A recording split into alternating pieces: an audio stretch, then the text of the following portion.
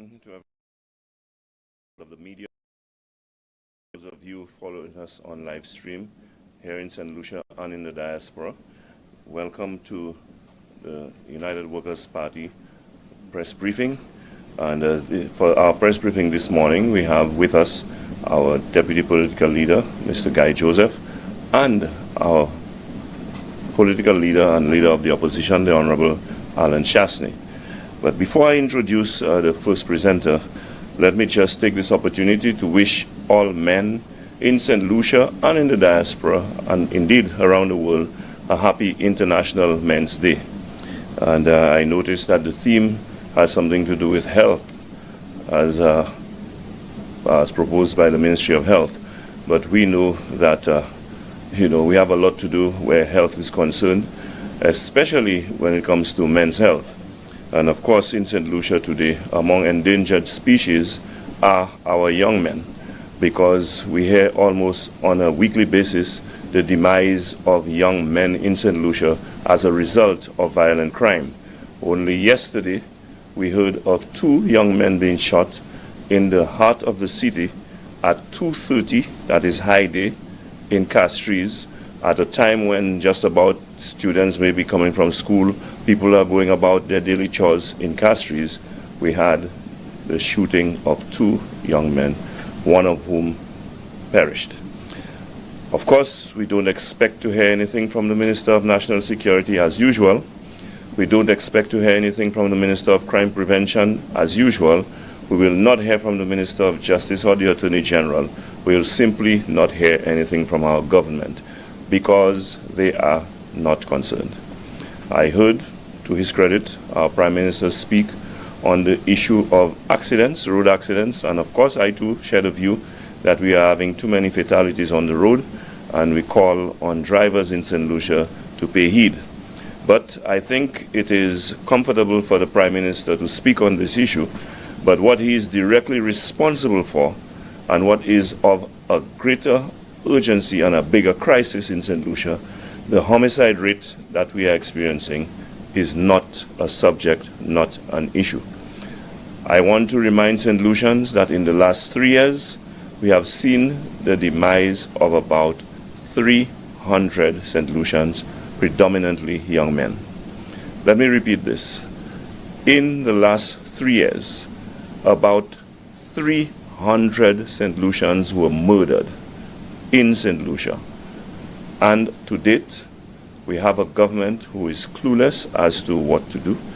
They say nothing, they do nothing, they simply preside over the worst crime wave that we have had in the history of St. Lucia, where on 2 occasions we have equaled the record of 75 homicides in 1 year. And this year, unfortunately, we seem well on course to surpass that record. I think the number this year is about 70 or 71 according to official reports. And of course, many will tell you that there are more that are unreported, because if someone is shot, like the gentleman who did not perish yesterday, if he dies in 2 weeks' time, you may never hear about it. But it is a matter that we have to take seriously, because not only are we losing some of the prime principal persons of our productive sector, we are sacrificing our freedom and safety in this country, because what happened yesterday, could have resulted in innocent citizens, bystanders or bypassers being victims as well. What happened yesterday also is a bad image for us, because how many visitors witness it? We don't know. The internet is such that it is global, and when a would-be visitor wants to visit St. Lucia, they will Google St. Lucia. Unfortunately, these are the kinds of reports they will see about St. Lucia. The other thing is, I've said it before and I will say it again, our economy is being jeopardized, because when you have an unsafe country, as has happened not too long ago, we will have international countries issuing advisories, like the French did not long ago, to their citizens. We depend on the US, UK, European market. Let us hope that things do not get even worse than it currently is, so that this crisis spiral out of control to the point that it kills our tourism industry. These are the issues that it seems our government is oblivious to and are not concerned about, but these are real issues for St. Lucia. And that is why, in addition to the high cost of living, that is why, in addition to the high cost of fuel, and that is why, in addition to the poor health system that we have in St. Lucia, we are asking and calling on the government to begin to do something to alleviate the situation. Since they are not paying heed and they are not taking notice of the crises that we are facing, we are calling on St. Lucians to join in and be part of the orange protest that is taking place. Demonstrate your dissatisfaction and displeasure by flying your yellow ribbon, your yellow flag, your yellow armband, and let the government know. Oh, sorry, not yellow, but orange. My apologies. Orange. And let the government know that we in St. Lucia are cognizant of the crises that we are facing. We have had enough of it, and we are not going to stand for it anymore. And so, I'll correct myself again. It is the orange protest that we are inviting you to be a part of. Orange is the color of protest, and it is about time that we St. Lucians take a stand to let the government know that what is going on is unacceptable and we have had enough. At this juncture, ladies and gentlemen, I would call on our first presenter, the Deputy Political Leader of the United Workers' Party and former Parliamentary Representative of Castries Southeast, Mr. Guy Joseph, who will address you.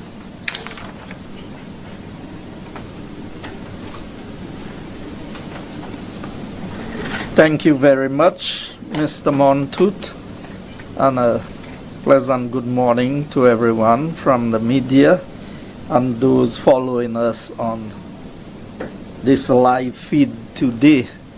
I join my voice in wishing all men Happy International Men's Day.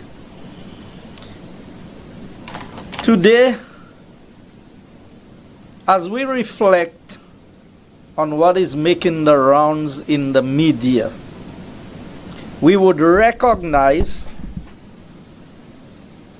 that there is a lot of information going back and forth between the two political parties in St. Lucia. The responsibility of evaluating the information that is presented is also that of the citizen and the media. And I'm saying this because one set of people says one thing and another set of people would refute it in a different manner. The information presented must be properly evaluated in a manner that the citizen of St. Lucia can come up with what the truth is. I will claim that I speak the truth, and the government will claim that they speak the truth. But we have seen over the past 3 years, conveniently, the withholding of information by the government. For months now, the CIP discussion has taken center stage in St. Lucia. Many allegations have been made by both sides of the political divide. And it is important for us to pay attention. So a few months ago, I had the opportunity to go to Washington, D.C. together with the political leader to see some of the information that was spoken about. And when we returned to St. Lucia, many St. Lucians said they were expecting us to return with the evidence. We did not want evidence from Mr. Martinez because everything that has transpired in CIP is in St. Lucia. Everything, every agreement that was signed is in St. Lucia. It is unfortunate that we do not have a Freedom of Information Act where we could force the hand of government to release the information that was necessary so that the minds of St. Lucians could be put to rest about who was speaking the truth. But today, I am happy that the information that is circulating is not information that originated from Mr. Martinez, but it is information from the government of St. Lucia. Martinez didn't sign any agreement in St. Lucia. The minister responsible for CIP signed agreements. The chairman of the CIP board signed agreements. The deputy chair of the CIP board also signed as witness on these agreements. And why am I saying this morning? Because St. Lucia, this is our country. It is not an SLP passport that is being sold. It is a St. Lucia passport that is being sold. And we need to understand this. So, all along we kept on asking for the information. I knew what I saw in Washington, D.C., and I knew what I heard in Washington, D.C. I know the ministers who were involved. But it is not my place to come and give you information from D.C. But today, we are no longer speculating about anything in CIP because the evidence is there in the agreements signed by the government.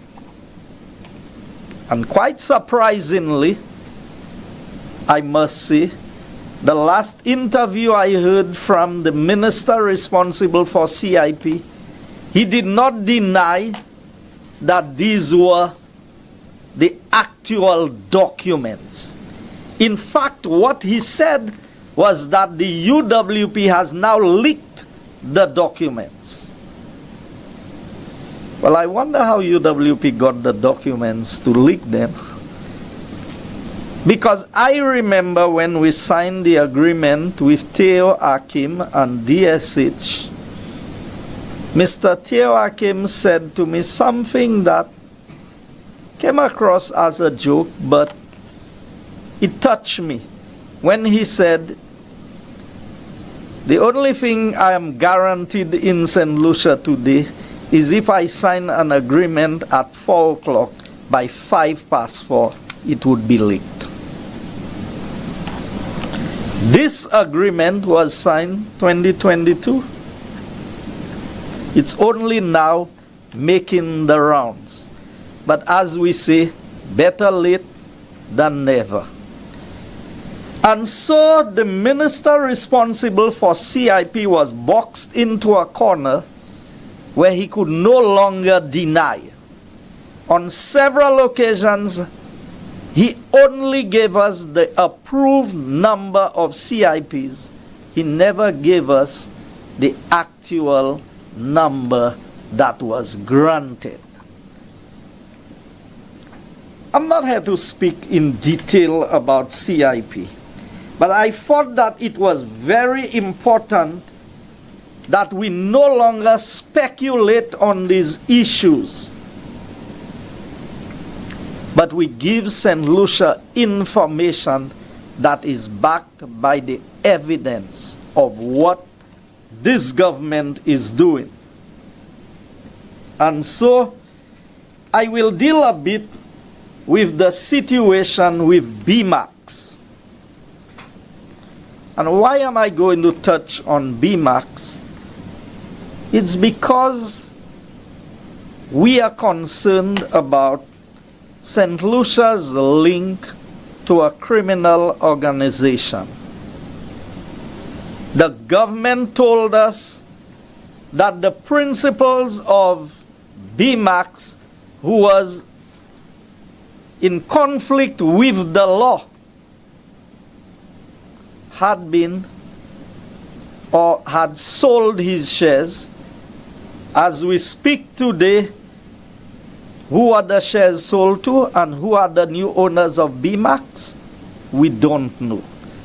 Don't you think that it was necessary, St. Lucia, for that information to be made available to us? So the SLP government entered into an agreement with Bmax. And that agreement, 3rd November 2023. When did we first hear of Bmax? That agreement. Now, while a government may not be responsible, or it may not be the prudent thing to come and give the details of an agreement, but why was this agreement with Bmax, or the arrangement for what should be low-cost houses, be a secret? The agreement shows that the signatory was Dr. Ernest Hille. The project includes 66 apartments, 14 commercial units, and 1 recreational space. What it also says, and it is important for us to note, and I will quote from the agreement what it says, because it is important that St. Lucia understands this is not a political statement. This is a statement of an agreement that the government has entered into. Government hereby engages Bmax to construct a housing project at Rock Hall, Castries, St. Lucia, on the site of the now defunct Rock Hall Senior Primary School. And that is referred to as the project.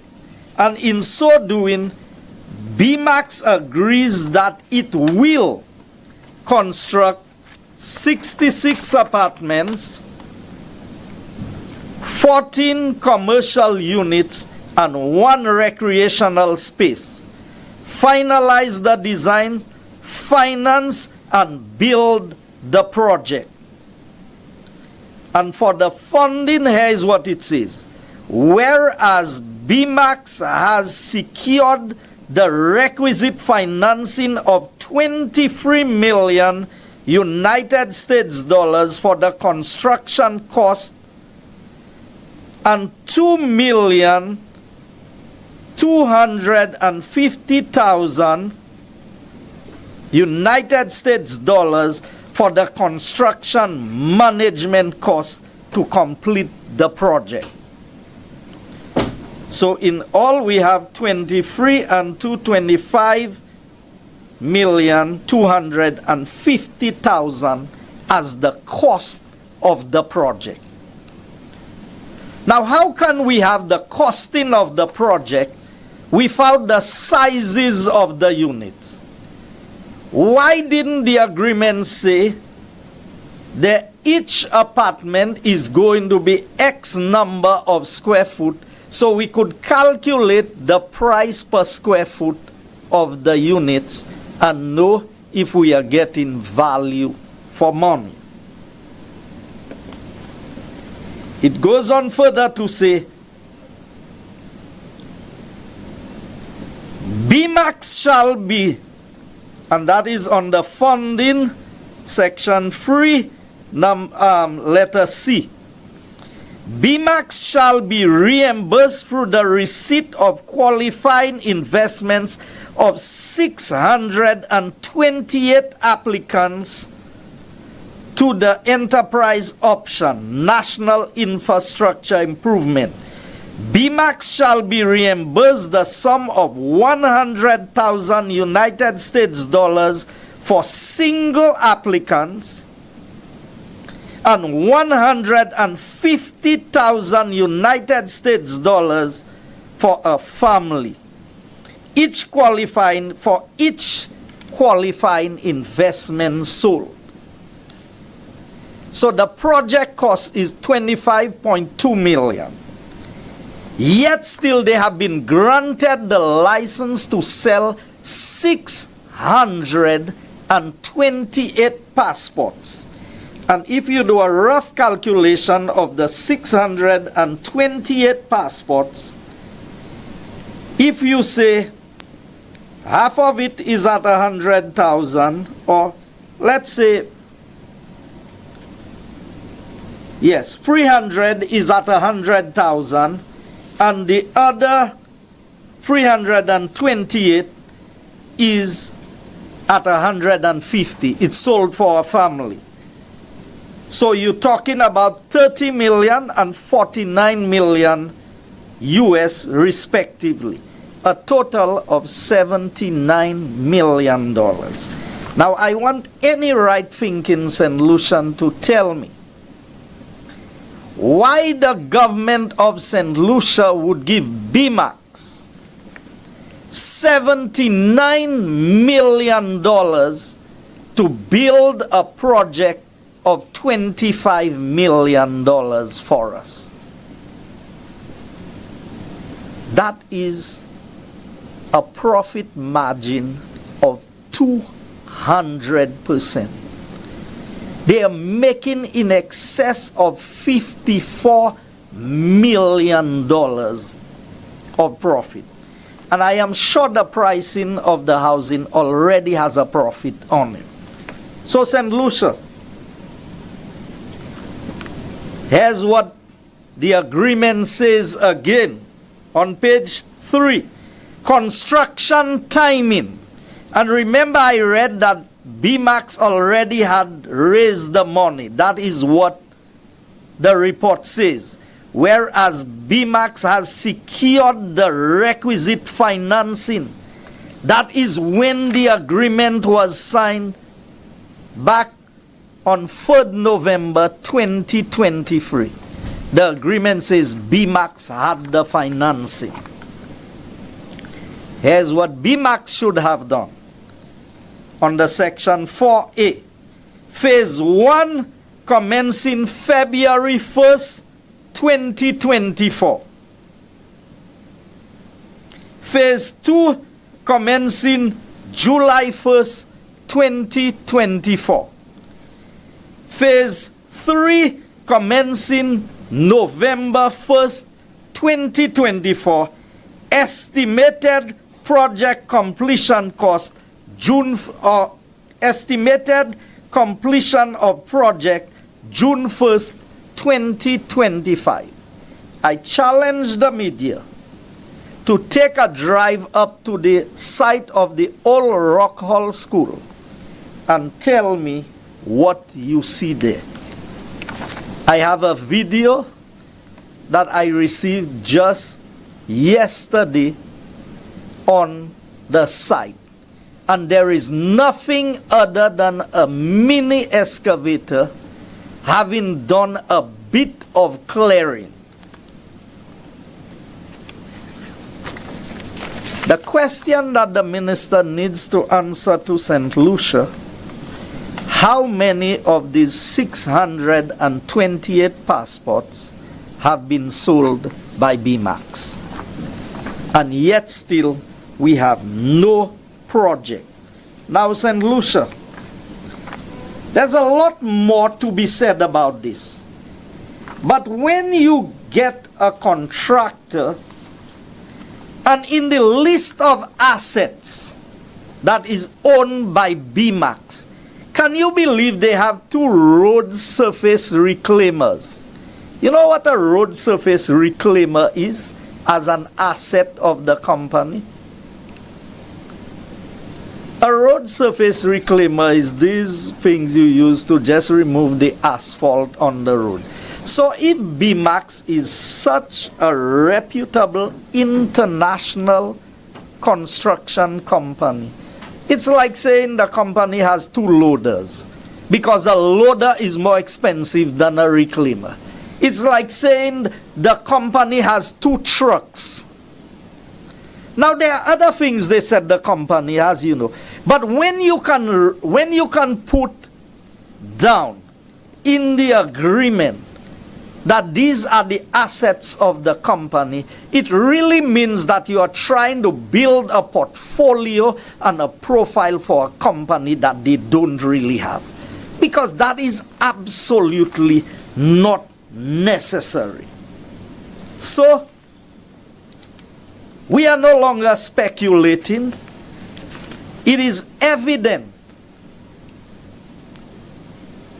that the project has not commenced. Yet still the project is slated to be completed by June. Now, the only thing I can conclude, colleagues, is that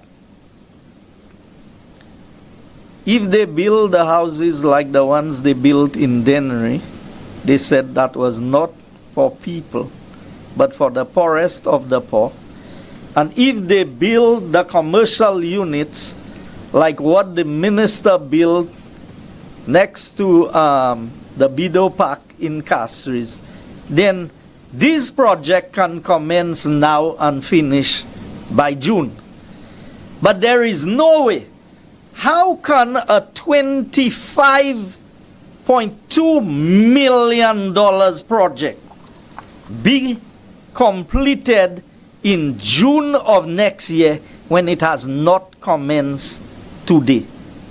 Are they bringing prefab houses from where they are? Have they built the houses somewhere else and bringing it here?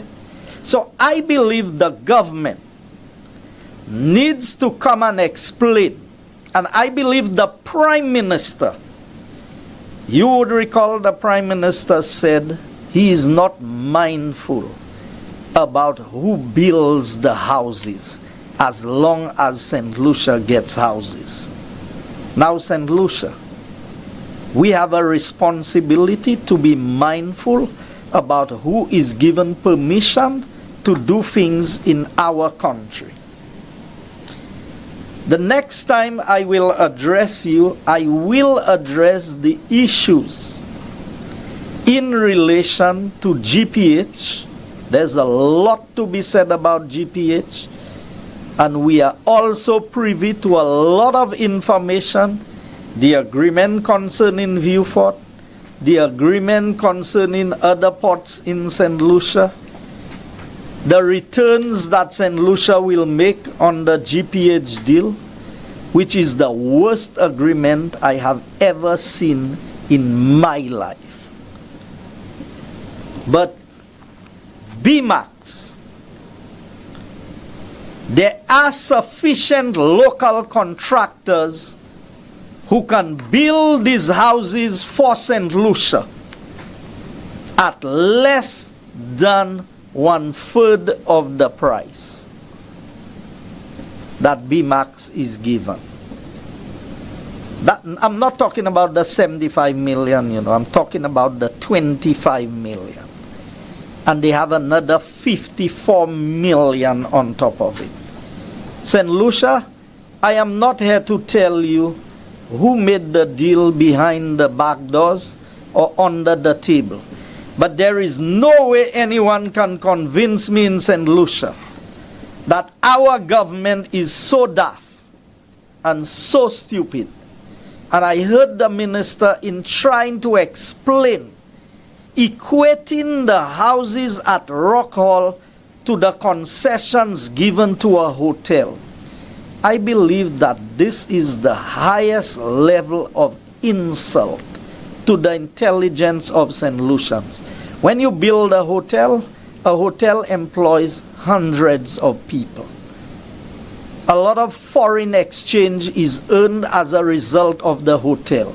Everything they use in the hotel, they pay the duties on it. I'm not talking about the construction side. I'm talking about the food and beverage and all of the other things. The hotel accommodation tax. There's lots of money that government makes from the construction of hotels. For the minister to come and say, well, investors must make an ROI, and sometimes they don't break it down. But it's what we call a return on investment.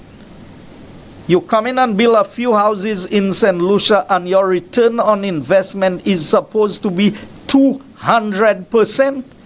When the average return on investment on construction in St. Lucia is between 15 and 25%. So why couldn't our local contractors be given the jobs to make at least 50%, but 200%? And there are enough people building houses in St. Lucia today who can tell you how much a house costs. So I will close there for today and take your questions at the end of the period. But I want St. Lucia to know the evidence is showing that what this government is doing is not in our benefit, but is for themselves. I thank you.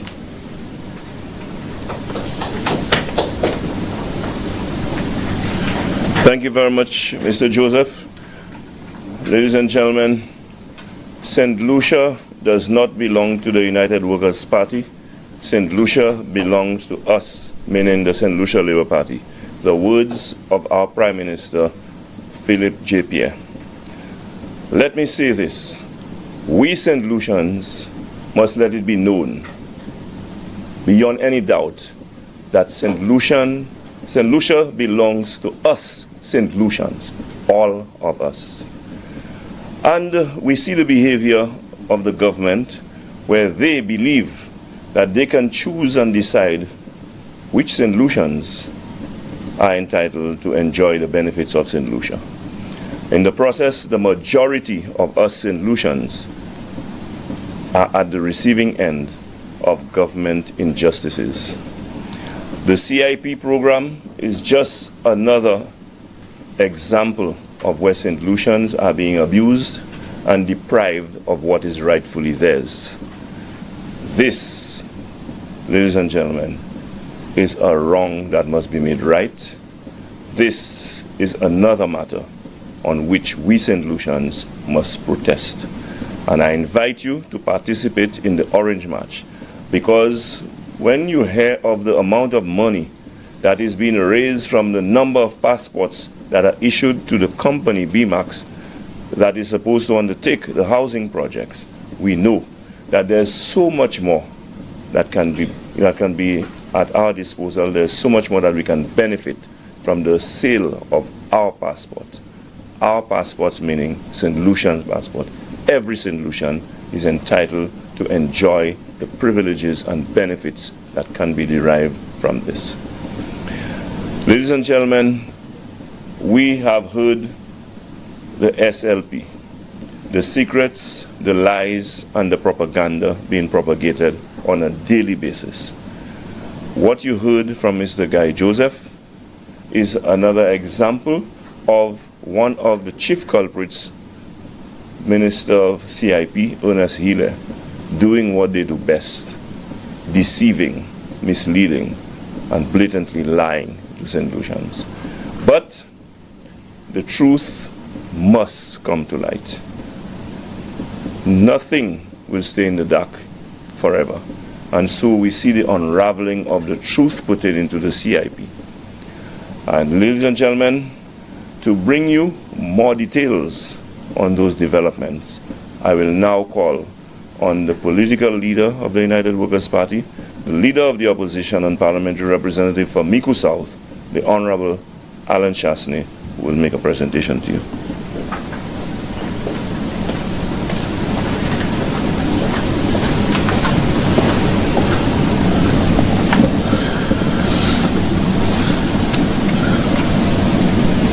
Good morning to members of the media, and also good morning to my fellow St. Lucians. This morning, I woke up to a great hug and a great smile from my wife, wishing me a happy Men's Day. And so I want to pass that on in turn to say to all the men, I wish all of you a happy Men's Day, and I really hope that you benefited from the same thing that I did. But I also was reminded by my wife when I woke up this morning that she feels like every day is Happy Men's Day in our household, and I can say that that's absolutely true. She's been amazing, and I hope many of you out there are equally blessed with either a wife or a loved one and a family that can cherish your contribution to life. And I just again say thank you to all the men for the contribution they have made and continue to make to the development of St. Lucia. I also want to take this opportunity in advance of tomorrow, which is going to be International Children's Day.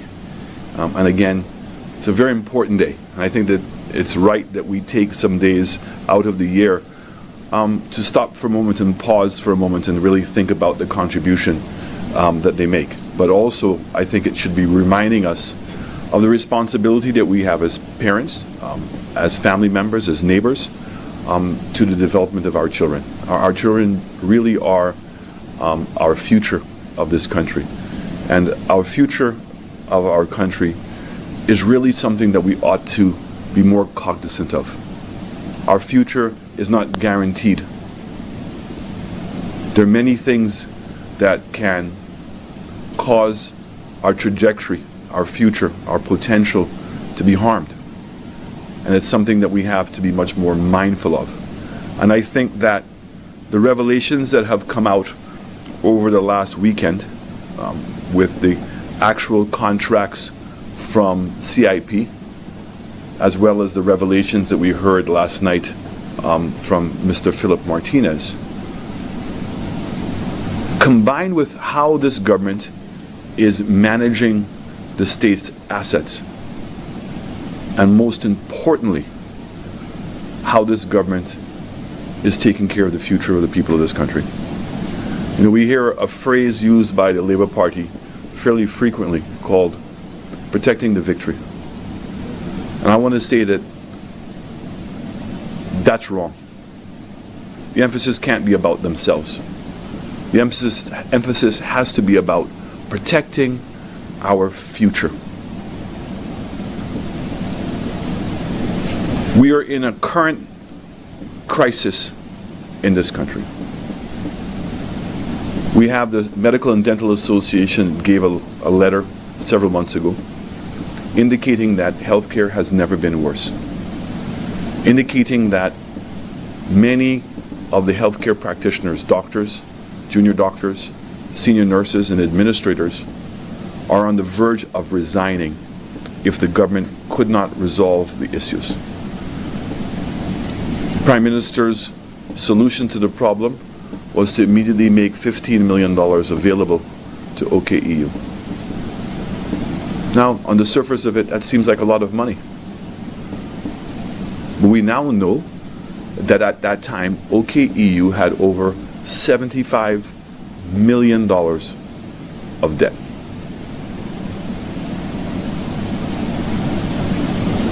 This is a government that promised the people of St. Lucia universal health care, meaning free health care for everyone. And they said they were going to start off with the elderly and with pregnant women. They couldn't deliver on that. How many examples have we heard over the last couple of months of elderly people trying to access that free health care, that universal health care, and have been turned down, have been denied that opportunity? We're hearing stories of elderly people who died over the age of 80. And the last thing of respect, to be able to bury your loved one, was being denied the people of this country on the basis that her health bill had not been paid, and therefore they would not release the body.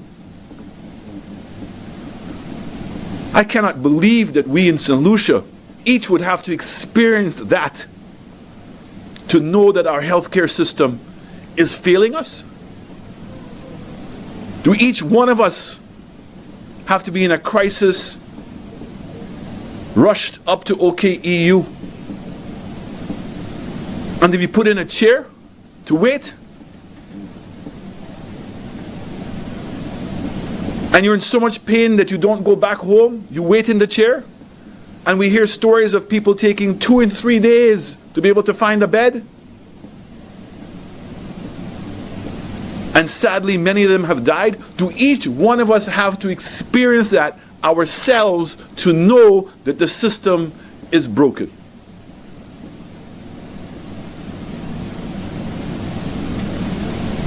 We laugh when we hear stories that there was not Panadol.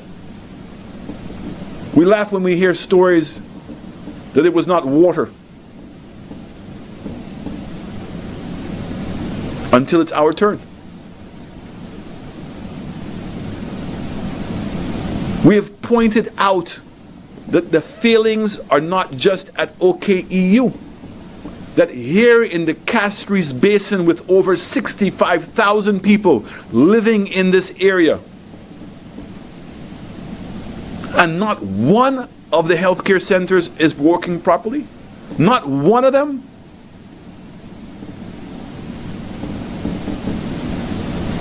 The Castries Healthcare Center is closed. Marsha Healthcare is closed. Entrepot is working part-time. That the Ministry of Health itself would come out and say that based on those facilities being closed and what's taking place at the OKEU, that they're advising people to go to Leclerc and to go to Groselet. Great. But if it was a genuine recommendation, we all would have seen that the facilities at Leclerc and at Groselet would have been improved.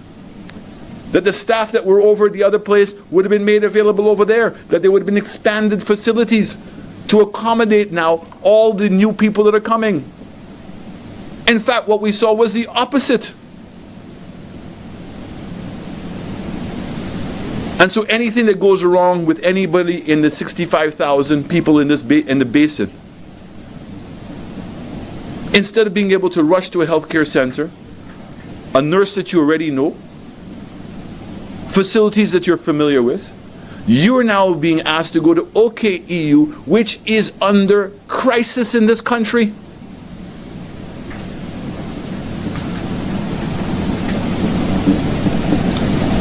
I know that many of you already know that.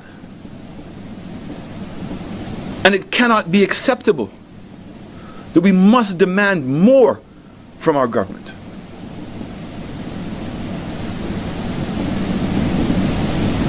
So it means now that the expectation is that each one of us individually must find the resources ourselves to take care of our own health needs. And so people are going to Tapia. People are trying to import drugs themselves.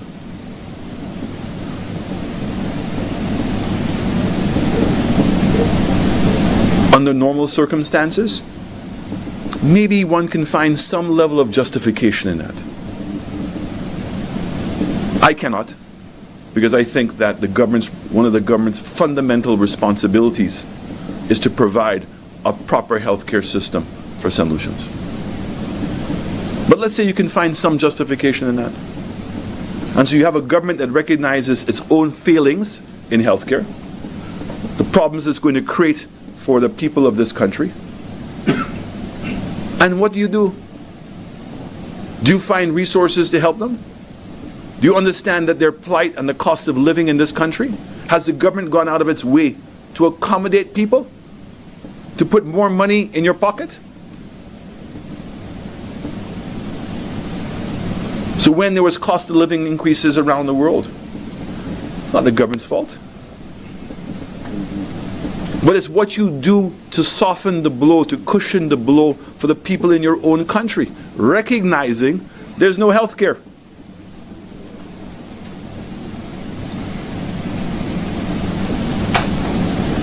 So what do? You put a 2.5% tax levy. And we warned, even the business community warned the government, the levy was going to accelerate inflation in the country.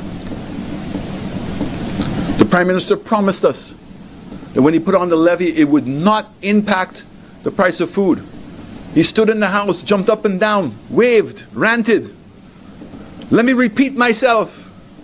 It's not going to be on this, it's not going to be on that. And not understanding that 2.5% was increasing the cost of doing business in St. Lucia, and that cost would be shared among all of the items. It didn't take 24 hours that Kentucky Fried Chicken was increasing its prices. Flow and Digicel. And everybody who is providing services in this country could not bear that burden and absorb that increased cost and had to pass it on to the customer. And to make it even more disrespectful to the people of this country, to make it more egregious to the people in the country, you had the heart to call the levy a health and security levy.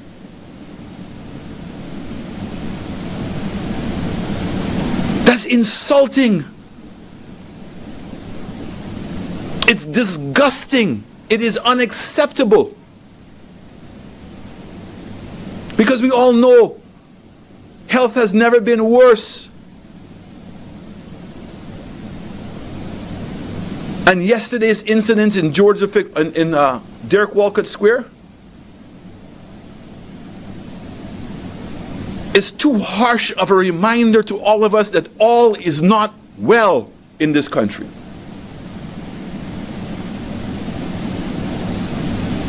You heard the story, it's not for me to say, of a man taking his son to get registered,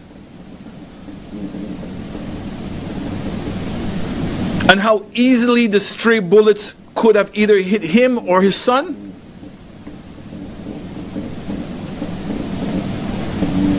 St. Lucia, we must have a value on life more than we have. It's not about politics. It's about us and our well-being, whether it's from a health perspective or from a safety perspective. And when you see the extent that people have to go to get the attention of the government to help them address how they're being affected, it makes it worse. People are having to grovel in this country to beg for attention.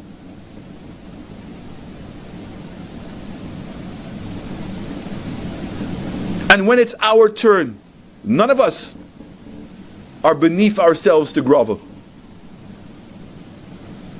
If you are fighting for the life of your child, if you're fighting for the life of a loved one, there's nothing. We will sell as many cakes and beg as many people.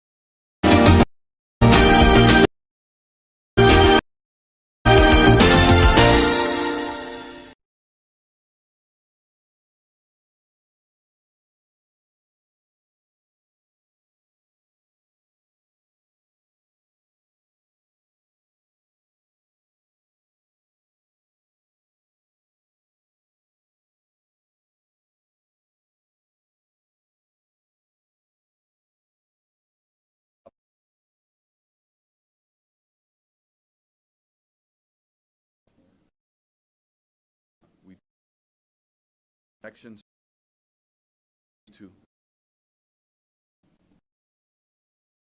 A law to explain what is going on in our country today. The government's mismanagement of the cost of living crisis. There's nothing me or anybody else can point to say that this government really cared. Why would a government put a 2.5% levy on at this time? Why would the government of St. Lucia allow the price of fuel to go past $17.50, the highest it's ever been in the history of our country? What makes this egregious is because the government has and has always had in St. Lucia price controls. So if you're going to limit the price from increasing, then it means that there are critical inputs like fuel, like flour, like rice, like cooking gas, cost of electricity, that impacts the cost of doing business in St. Lucia. So when you allow those input prices to increase, it is automatic now that the price of bread would go up.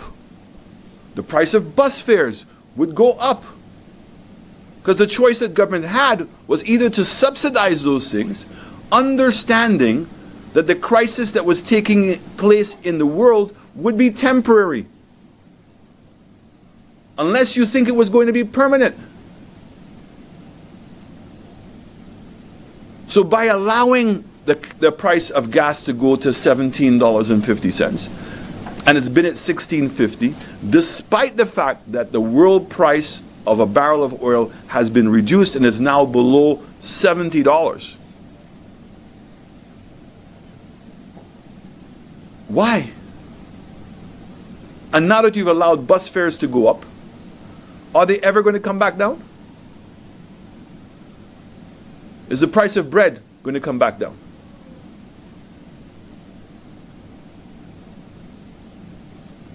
Every week that people go to the grocery store, they are confronted with the mismanagement of the economy because they see the prices of goods going up. And the only thing that is not increasing is your salaries.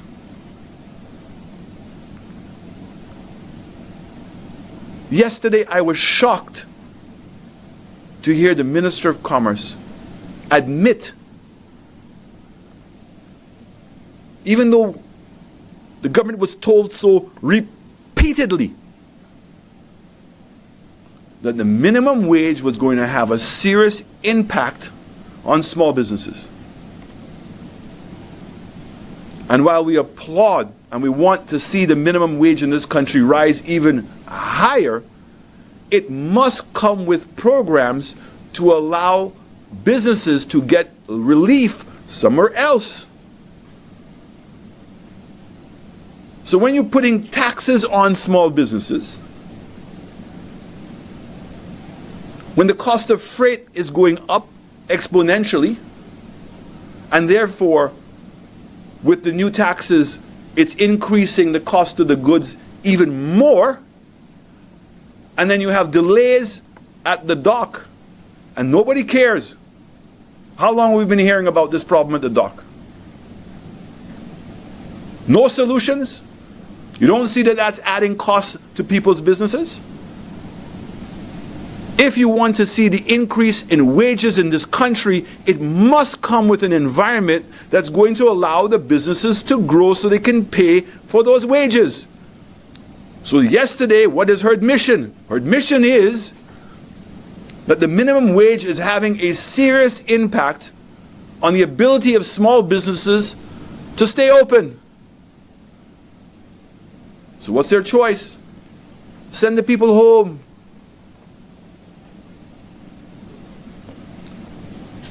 You said that there was intensive interviews and interaction before you introduce the tax?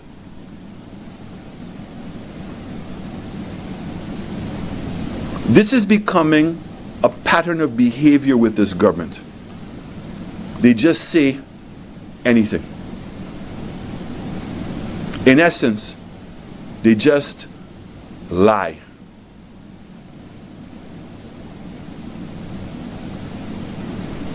They are breaching the trust of the people of this country every day. And the persons who are paying the price for those lies is all of us. We are suffering. So we see what's taking place in healthcare. We see what's not taking place in national security.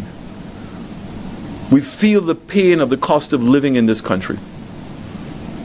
That instead of helping subsidize businesses, helping to support businesses, helping to reduce the cost of businesses, the government is moving in the other direction, is increasing those costs. Who's benefiting? And why?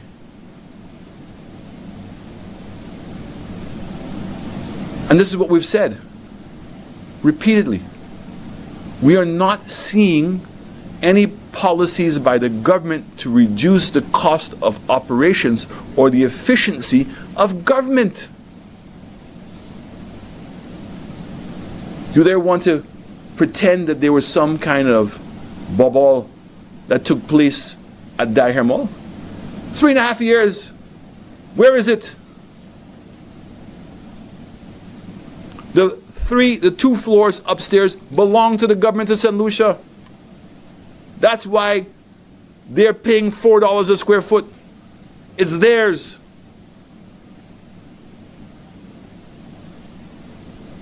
And instead of moving government buildings up there, you're busy moving government buildings all around town, paying twice the amount of rent. And what do you want to now do? I have no difficulty with KM2 going into the building. But I'll have a major difficulty if the government of St. Lucia is going to subsidize that rent. So it means that they're continuing to pay high rents everywhere else in the country for themselves and want to now subsidize the rent for a private sector person to go in.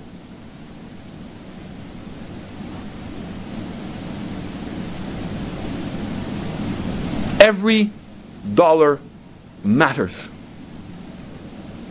And every year in the budgets, you see that the cost of doing business by government is increasing. And that is why your taxes are going up. That's why the government cannot give you relief, and there's no social programs, and all of those are being cut. 700 people, 700 families were taken off of the poverty list at a time like this, and that's justifiable. Sioux Frere, I was there just this weekend. You had a hurricane, when was it, in October? The boats that washed up into the graveyard are still there. The docks have not been repaired. Winter season is upon us. So what is the government doing with the money? Why is the government not using the money to help the people of this country? The road conditions have never been worse, and I heard Spider speak about road fatalities.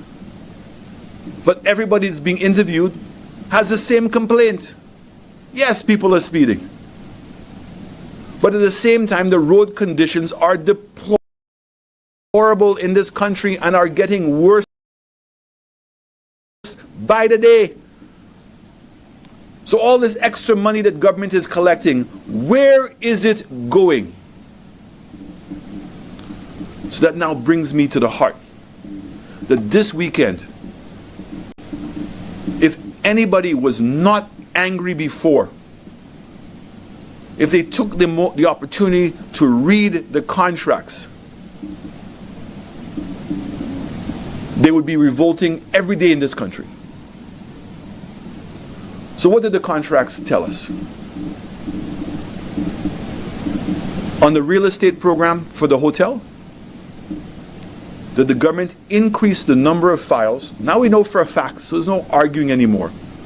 From 700, so where Galaxy would have been able to collect 210 million US dollars, and it's in the contract for a hotel that was going to cost 250 to 300 million dollars.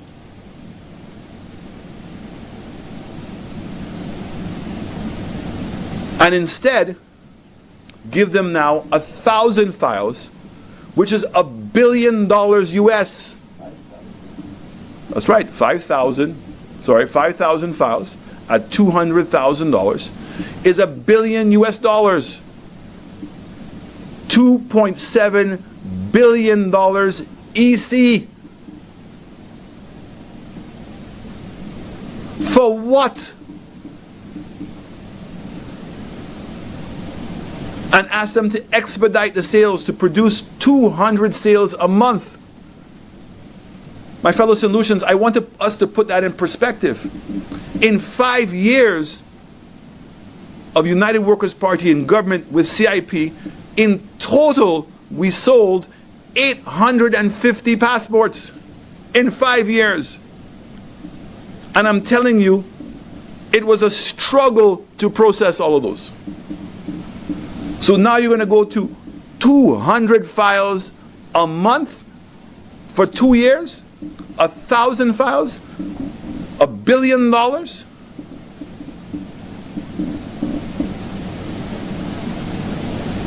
And they turned around, and in addition to making Galaxy a developer, which they are, they also made them a promoter. And the minister tries to deflect, talk about how we changed the law and everything. Don't let him fool you. Don't let him fool you.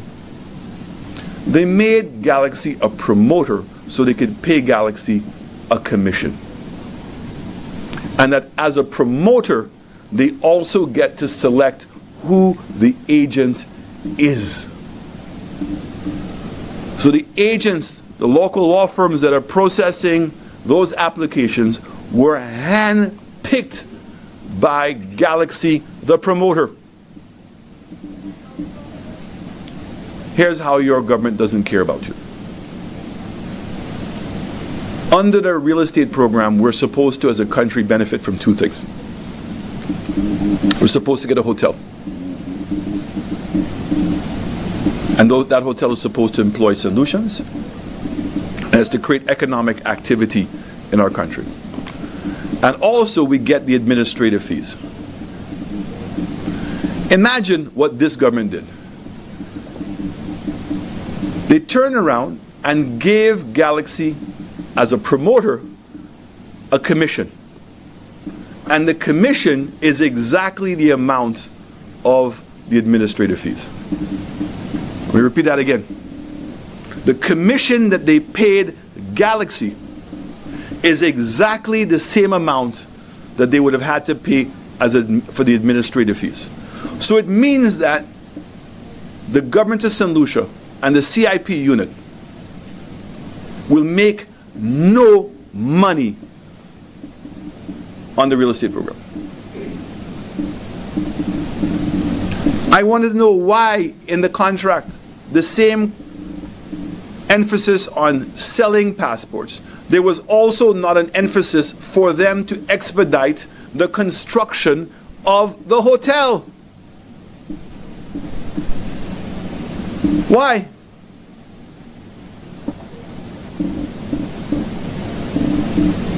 Our eyes cannot deceive us.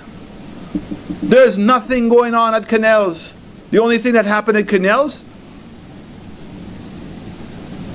is a UNESCO site, which was our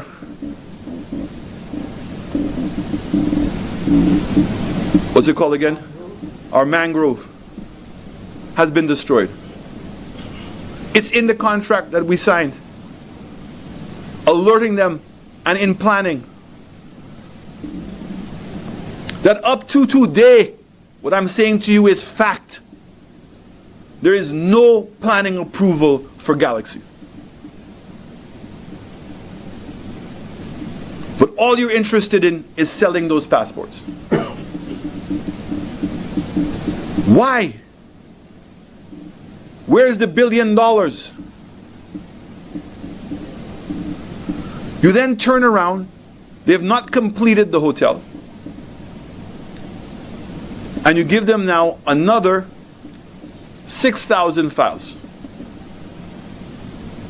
to do an infrastructure program.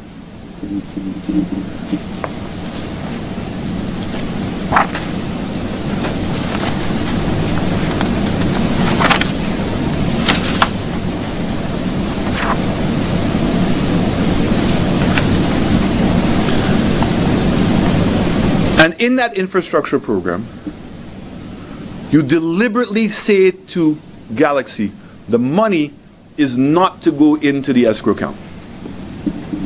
So Galaxy is collecting all of the money themselves. So $600 million, plus they're collecting the administrative fee. And you tell them that in order for you to issue the certificate of citizenship means an application for citizenship which has been granted and a unit has received evidence of the applicant making the payment of the minimum qualifying investment into the that's in the real estate approved revocable. But in the infrastructure, there's no such requirement. No such requirement. The money does not go into an escrow account. So you don't even know if you've received the money. The only thing you need for approval is to show you pay the administrative fee in the infrastructure program. And as the Honorable Guy Joseph was pointing out in the Bmax, what is expected of Galaxy was for them to spend $100 million in infrastructure. Don't take my word. You listened to the minister yesterday when the media asked him, do you have the list of infrastructure projects that they are going to undertake? And his answer was, that's still being put together. So you don't even know? And then you want to come and lie to the people of this country? Oh, we're not processing anything. You lie.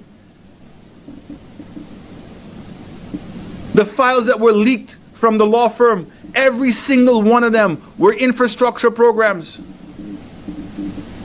And included in it was to be the administrative fee, which is the only proof that the government was requiring to issue the citizenship. And you keep saying to the people of St. Lucia that they're going to do the work first before they're approved. So why are you accepting applications if the work has not begun? You've now said, you admitted, you all don't even have a list of what the works are going to be.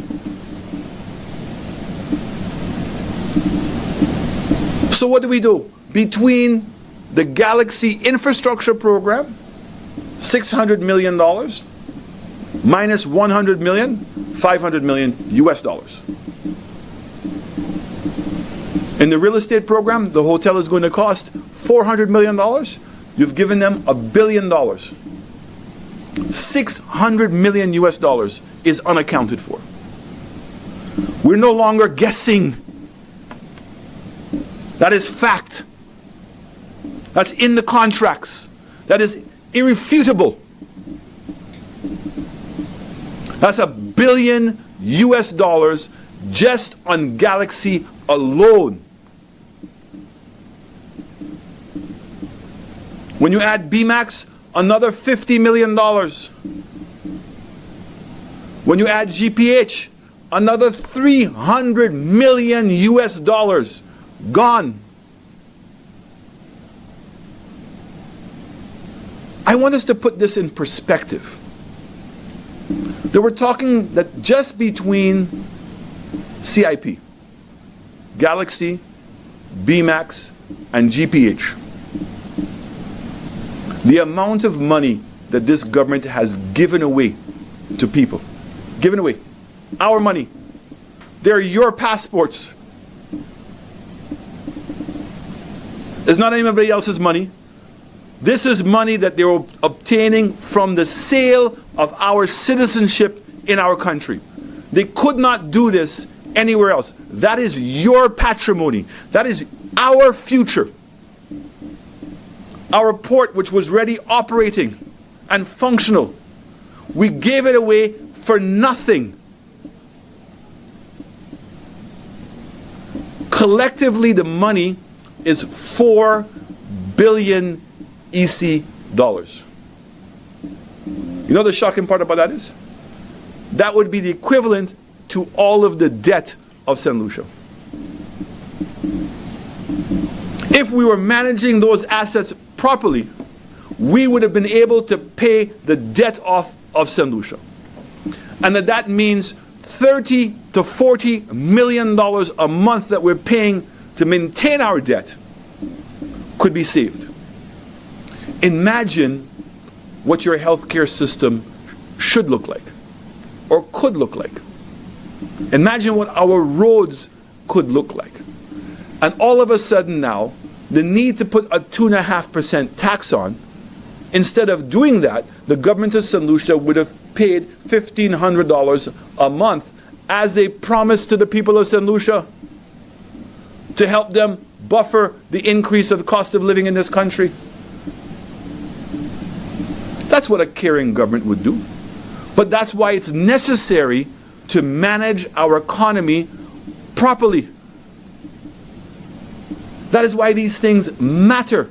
That you must be competent. You cannot continue to betray the trust of the people of St. Lucia. Putting a 2.5% tax and asking the people of this country to make a sacrifice to find out it was to pay for a loan is a form of betrayal. It's not a form, it is a betrayal. To manage our CIP program and allow a foreign entity to make hundreds of millions of dollars, billions of dollars, and come to the people of St. Lucia and lie about it. Because he was asked repeatedly, don't get into semantics about how many files you've approved, when we all knew, and now the evidence has come out, that you had given them 5,000 files? You want to come out and read some nonsensical piece?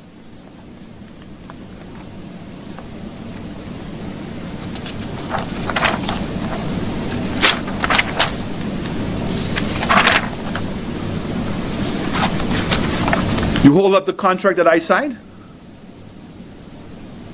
That's not an issue. Hold up the contract you signed. So in the contract that we signed, it says the developer will use its best endeavors to secure, and it now says, as may be approved by the CIU, the required capital for the development. So the minister knows that that number has been documented. It shows as a limitation. The contract says that the hotel is to be between 250 million and 300 million. That's why 700 files, $210 million, because we said we should not allow a developer to use all of the CIP money to build a hotel. They need to bring money to the table. If it's 100%, we might as well build the hotel ourselves. That's a deflection.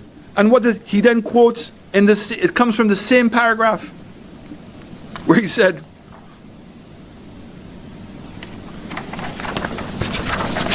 the developer shall be entitled to increase the size of the hotel subject to Development Control Authority and CIU. You listening? The developer, Galaxy, will be entitled to increase the size of the hotel subject to Development Control Authority and CIU approval. It's not that they can just decide how many they want to build and they can build it themselves. And it goes on further to say, The number of qualifying investments units developer is permitted to sell shall be increased pro rata. So first of all, there's a control on how many rooms they can add. And if they add extra rooms, they cannot get 3 times the amount. It has to be a pro rata basis. On the basis of what? That 25% of the money is going to come from them. And 75% can be used from CIP. That's no excuse as to why the government would have amended the contract in 2022.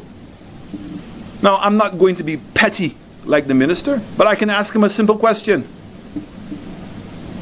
If you had concerns and you believed that there was an entity in St. Lucia that it could have handled the escrow account, when you amended the contract to give them extra files, why didn't you change the escrow account to St. Lucia? Why did you leave it in Hong Kong? Why did you leave it in Hong Kong?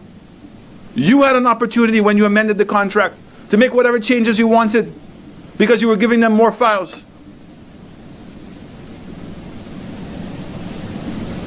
There's no sincerity in Ernest Hilaire. None. There's selfishness, there's greed, dishonesty, and no integrity. And I've said it before, and I'll repeat it again. Ernest Hilaire is a fraud. He's a man that uses his office to benefit himself. And before he became the minister, there were a multitude of examples of where he did that. And that's why those things matter. It's not about just making allegations for allegation's sake. The evidence and the proof was there, what he did in London. And he believes he can get away with the same thing today. And I want to put the Prime Minister on notice exactly how Philip Martinez put him on notice last night. I no longer believe for one moment that he does not know what is going on and that he's not sanctioning what is going on. There are too many pieces of evidence, whether it was in housing, with what's taking place with the PS, what's taking place with his Minister of Housing, what's taking place in CIP, what has taken place at NLA, what's taking place at the Halls of Justice, what has taken place at St. Jude's Hospital, where you're going to increase the cost. $100 million you could have been in the new building. And today you want to go and spend $300 million and borrow the money on top of that? No. Pierre Pablo. And that's putting it lightly. This Prime Minister has become a danger to the future of our country. The SLP government has become a danger to the people of this country. And it is time for the people of this country to hold this government accountable for the multitude of injustices. The injustice of what's taking place in healthcare. The injustice of what's taking place in crime. The unabated increase in crime. And yesterday should be a reminder to everyone, there is no crime protection in our country. People are killing people in this country indiscriminately, without fear of any concerns. You ride on a motorbike into the square and shoot up people? Now, there are a multitude of signs before that crime was out of control. But yesterday takes the cake. We see what's taking place with our infrastructure in this country. The abuse of money, and this is money that should be going to the benefit of the people of this country to help them with the cost of living, to help them with what their healthcare crises are. We should not be begging a government for these things. These are the injustices, and the injustice of mismanaging our patrimony in the CIP. The injustice of what you've done at our ports. The injustice of what you're doing in housing and the management of our ministries and the fare that you're putting in this country. These are the injustices And that is why we say it's time for all of us in St. Lucia to right the wrong, to force them to correct these injustices, and for all of us to understand that unless we stand united, we will not get this government's attention. And the longer we wait, the worse it's going to get for a minister of government, in the face of facts yesterday, to try to deflect the blame on me. And the absurdity, think of it, that he's trying to say that we gave DSH, how many? 9,000 files? Is Ernest Hilaire a madman? And he himself admits he can't find anything. If you cannot find anything, Minister, after being in government for 3.5 years, is because there's nothing to find. And let me help you. Let me remind you again. DSH was not given any passports to sell. Not $1 of the money that they spent in St. Lucia came from their passport projects. And every single program that DSH wanted to do had to submit a separate application. And there was only one application that had been approved as a development, and that is the hotel next to the horse racing track. And even that project never got full approval because DSH themselves were not ready. So don't bother continuing to look, because there is nothing. What you must do is account for the atrocities that you have committed against the people of the St. Lucia, and the $1 billion you've given away with no explanation. None. And I'm asking the people of St. Lucia, put your orange ribbon on your cars. Put it outside your homes. Put an orange band on. Let us stand united, not as political in this country, but as citizens of this country, and demand better for our country. And let us do our own job to protect our own future. Thank you.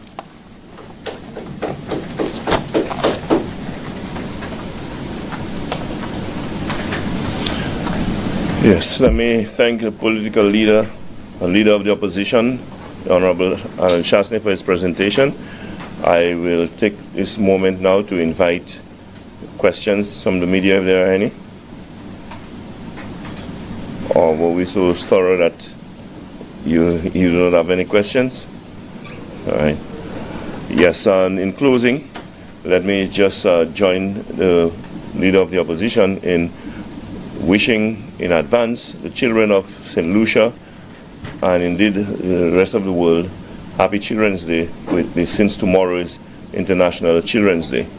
And let me remind St. Lucians that you have a civic responsibility as patriotic St. Lucians to do what is right by your country, and not to sit by and allow your country to be taken down the slippery slope of destruction, as is happening right now. We have a dire situation in our healthcare system. We have a crime problem in St. Lucia, given especially the rate of homicide that has been taking place for the last 3 years. We have a situation with our quality of life in St. Lucia. There is high cost of living, and there is inflation in St. Lucia. That is made worse by government policy of imposing 2.5% on the people of St. Lucia. We also have a situation in St. Lucia where the leader of the opposition mentioned it, where our assets have been squandered by the government of St. Lucia. And we have seen the Port Castries and Port Soufrière deal with GPH, where we are being told that for $40 million it was given away to a foreign company who will make in excess of $400 million of that deal. We have the NLA situation where $80 million was borrowed and no clear accounting for that money. We also have a situation where the gas prices are very high despite the low price of fuel on the international market, and our government is refusing to pass on the savings to you, the consumer, and the price of gas remains above $14. As a matter of fact, in St. Lucia, it is $16.50. These are some of the crises that we face in St. Lucia, and you cannot continue to sit idly by and allow this to go on, we have to take a stand. And so again, I'm reminding you to play your part and join the orange protest that is taking place right now. If you do not have orange ribbons of your own or bands of your own, you can contact the office of the United Workers' Party and you will be issued your ribbon so that you can place on your vehicle, on your homes, wherever you choose to. I want to thank all of you who participated, or rather who continue to watch our news brief. I want to thank the media for coming. I want to thank our people in the diaspora who continue to monitor what is going on in St. Lucia. And I invite you to join us on Thursday morning for Meet the Opposition on Rev Up St. Lucia, and Thursday night for Roundtable at 8:30 p.m. On Sunday, we will continue our Sunday Live, and I want to take this opportunity to apologize for the postponement of yesterday's Like It Is, but to give you the assurance that come next Monday, we'll be back on air. Thank you very much. Have a good day. Enjoy the rest of your day.